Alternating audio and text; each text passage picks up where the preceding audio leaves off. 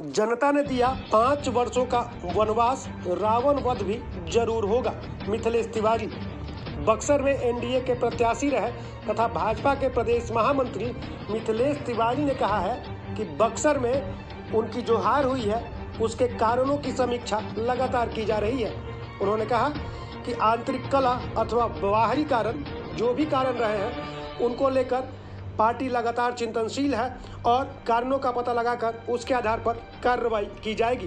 बक्सर से हुई हार में पूर्व केंद्रीय मंत्री तथा पूर्व सांसद रहे अश्विनी चौबे की भूमिका पर जब उनसे सवाल किया गया तो उन्होंने कहा कि पार्टी हार के कारणों की समीक्षा कर रही है, लगातार कार्यकर्ताओं से फीडबैक लिया जा रहा है, पार्टी इसी सब के आधार पर आगे कार्रवाई का निर्णय लेगी। कुछ ऐसी बातें हुई थी बक्सर के क्षेत्र से जो पूर्व सांसद थे, उन्होंने कहा था कि मैं ही रहूंगा, कुछ ऐसी बातें भी आई, क्या उन तमाम चीज़ों पर बात हो रही है? देखिए, लड़ाई में हार जीत होते रहती है और हम लोग बीजेपी के कार्यकर्ता हैं, हार से हताश नहीं होते और जीत से बहुत ज़्यादा उत्साहित नहीं होते और पार्टी मंथन कर रही है, हर कार्यकर्ता से फीडबैक ले रही है और वो पार्टी फोरम पर रखा जाएगा, उसे सार्वजनिक करने की ज़रूरत नहीं है।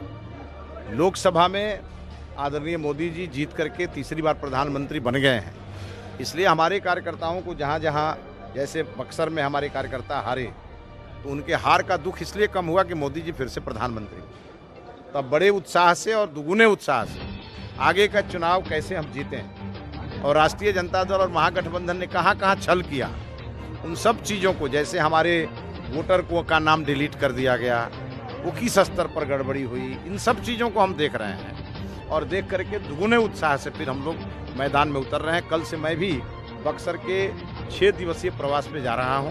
हर विधानसभा में कार्यकर्ताओं के साथ बैठूंगा, मिलूंगा और इस बात का आकलन जरूर करूंगा कि जो हम किसी भी कीमत पर हारने वाली हमारी सीट नहीं थी, वो हार कैसे। भीतर घात और छल की बात लगता है कि अंदर भी हुई है, पार्टी के अंदर। देखिए, जो भी हुई है वो आपको कुछ दिनों में सामने आएगी।